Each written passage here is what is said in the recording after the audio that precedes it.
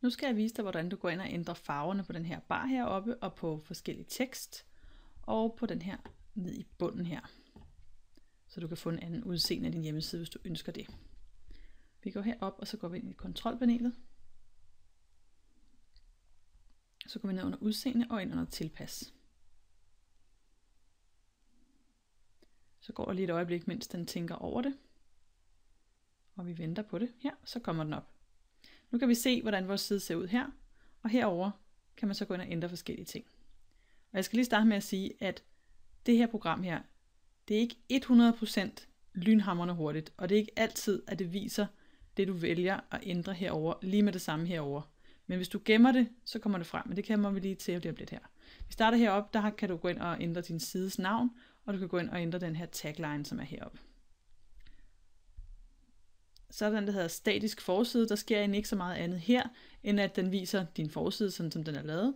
Eller den viser dine seneste indlæg på forsiden. Så det kan du vælge her, om du vil have det ene eller det andet.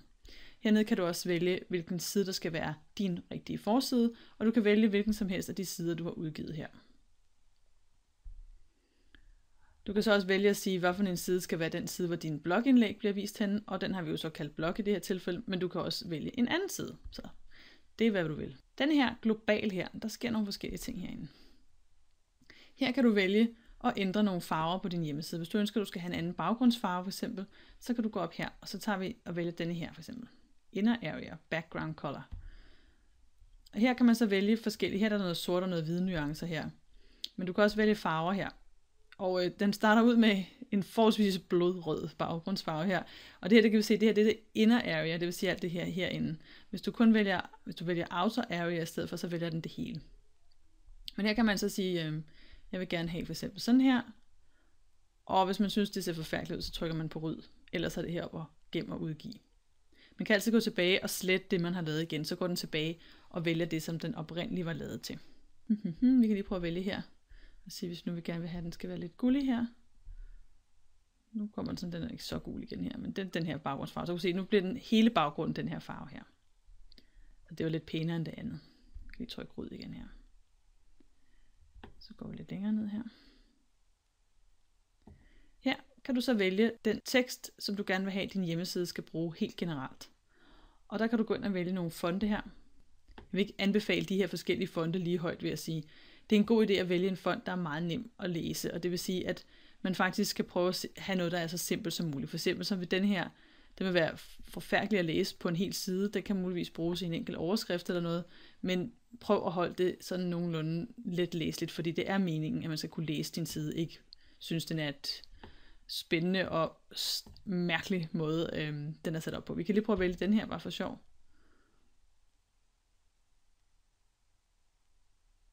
Kan du se her, nu har jeg så valgt den her, og nu gjorde den så det, at den viste det her over med det samme. Det er ikke altid, at den vil gøre det, fordi den kan godt være sådan en lille smule sjov, men nu har den gjort det i det her tilfælde her.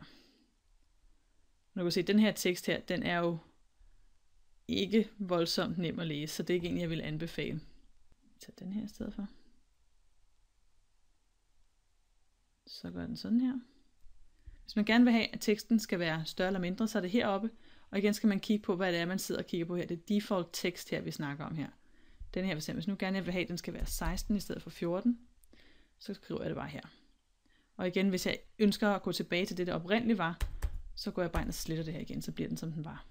Og igen, ønsker jeg ikke den her font, så klikker jeg her. Og det kan jeg til hver en tid gøre, også selvom jeg har gemt det. Hernede kan vi så ændre den farve, som vi har heroppe på vores bar heroppe. Og der går man simpelthen bare ind og vælger herinde. Så nu kommer den op her, og det er jo så også bare igen, vælg en eller anden grundfarve. Skal vi over noget brunt, noget rødt, noget blåt, et eller andet. Og så vælger du den farve, du gerne vil have her. Sådan der. Det kunne være den her for eksempel, ikke? Og du kan også vælge, hvilken størrelse skal den her tekst være. Jeg vil for eksempel måske gerne have, at den skal være lidt større, så kan jeg skrive 20 her. Og så bliver den større derude. Og jeg kan også vælge at sige, at jeg vil gerne have, at den skal være en speciel font. En anden font end resten af siden, eller den samme font som resten af siden. Den her den er lavet, så den kan laves helt specielt, som du gerne vil have den, fordi den er ret vigtig, den her tagline her. Prøv at trykke på den, så kommer den til at se sådan her ud. Super.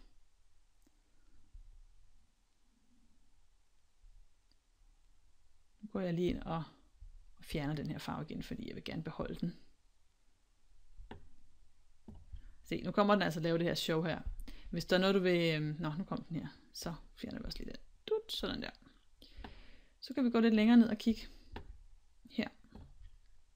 Herinde, der kan man gå ind og vælge, om man synes, at ens overskrifter skal have en anden farve end resten af teksten. Og det er faktisk en udmærket idé, hvis man har nogle lange tekster, at ens overskrifter har en lidt anden farve, fordi det giver simpelthen en visuel effekt, som gør, at det er nemmere at læse teksten. Man skal selvfølgelig ikke vælge en eller anden fuldstændig skrigende, rædselsfuld nuance, som stikker i øjnene, men det giver simpelthen et godt overblik over teksten, hvis de her overskrifter har en anden farve.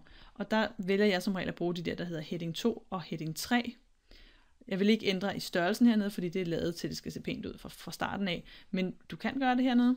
Og så kan du også vælge farverne og sige, at jeg vil gerne have en, der sådan en lille smule træder frem. Det kunne være noget, der passede rigtig godt til resten af farverne på din side. Ikke?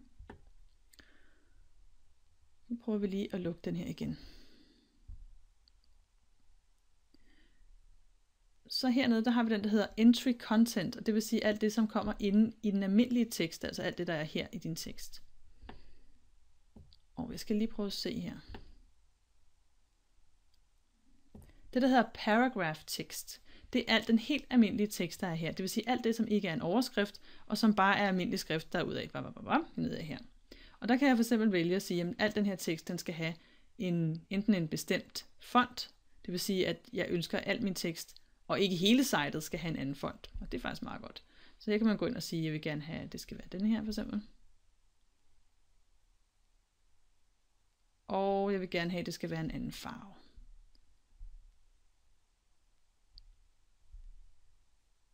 Se, nu er det så sådan, at den her lige præcis, den går ikke ind og viser det lige nu, men den vil vise det, når vi gemmer den, så det kan vi lige prøve at gøre om et øjeblik her.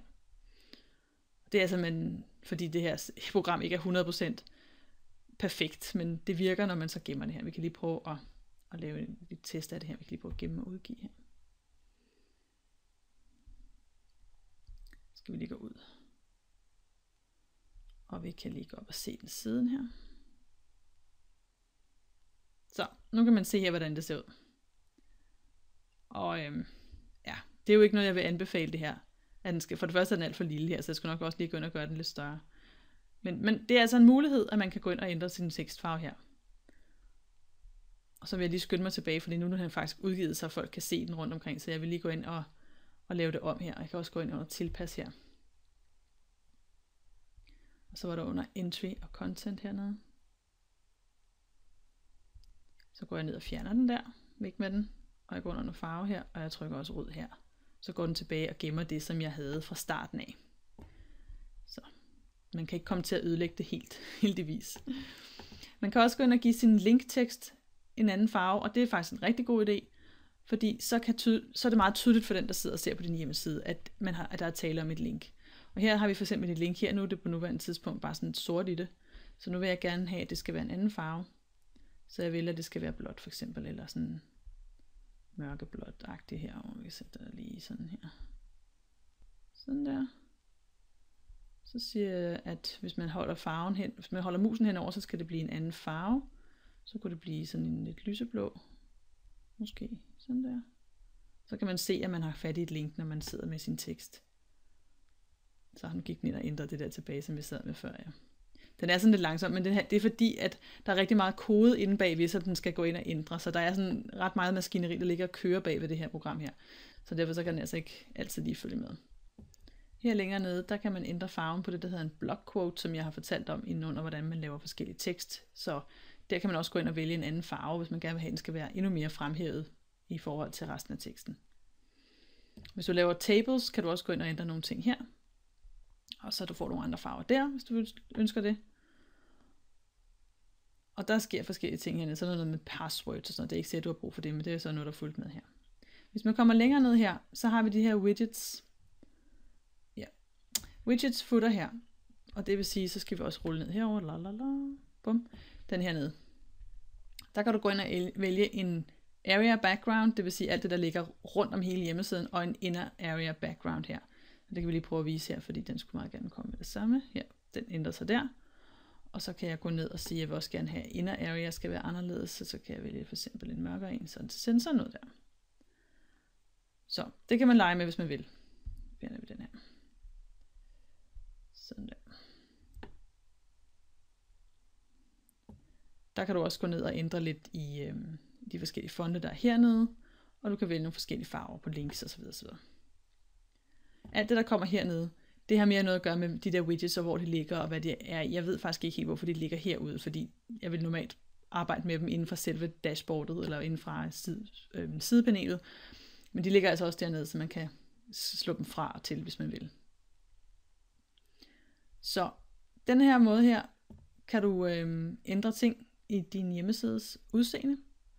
Og et råd vil lyde, at du lige holder lidt igen med farvepaletten, fordi det er ikke meningen, at det skal være super i øjenfaldende. Det er meningen, at det skal være pænt og overskueligt for dine brugere at læse på din hjemmeside. Så god fornøjelse med det.